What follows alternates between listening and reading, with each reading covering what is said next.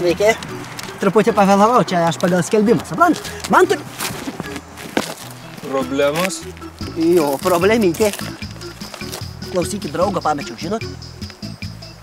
Žinau. Einam.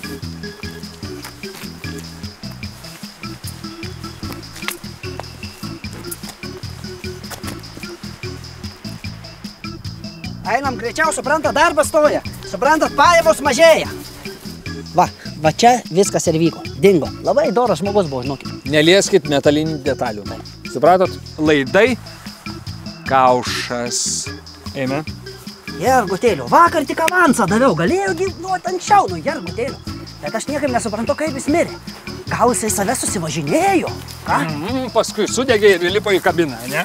Nu jo. Viskas labai paprasta. Jis dirbdamas kaušų priartėjo prie laidų. Taip. Suprantat, o aukštos įtampos laidai trenkia per atstumą.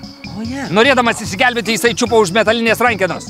Metalas laidus elektrai. Taip. Ir jį nutrenkė. Atsiminkit, kad su technika, kuri yra aukštesnė negu 4,5 metro, dirbti po aukštos įtampos laidais griežtai draudžiama. Aukštesnė. Visiškai aukštesnė. Eime aukščiausia. Babkių turiu kaip šieno. Tai kodėl dabar norėjot pasirodyti? Per jūsų šitą bravūrą pasirodymą? Matei? Matei? Žiūrėk, paspaus knopkę, melodiją groja. Matei, apgavau bairis. Ko tu sekiau iš paskos, jau viską paaiškinai. Viskas jau savo darbą atlikai. Elektros laidai nepaprastai pavojingi gyvybei. Aukštos įtampos elektros instaliacija teka 100 kartų stipresnė srovė nei naudojama buityje.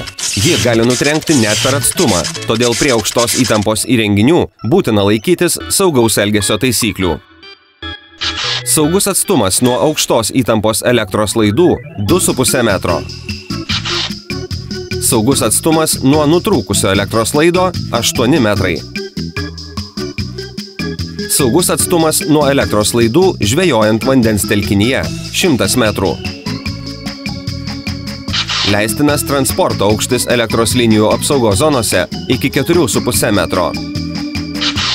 Pamatę nutrūkusį laidą ar sugadintą elektros instaliaciją, visada apie tai praneškite bendruoju pagalbos telefonu 112.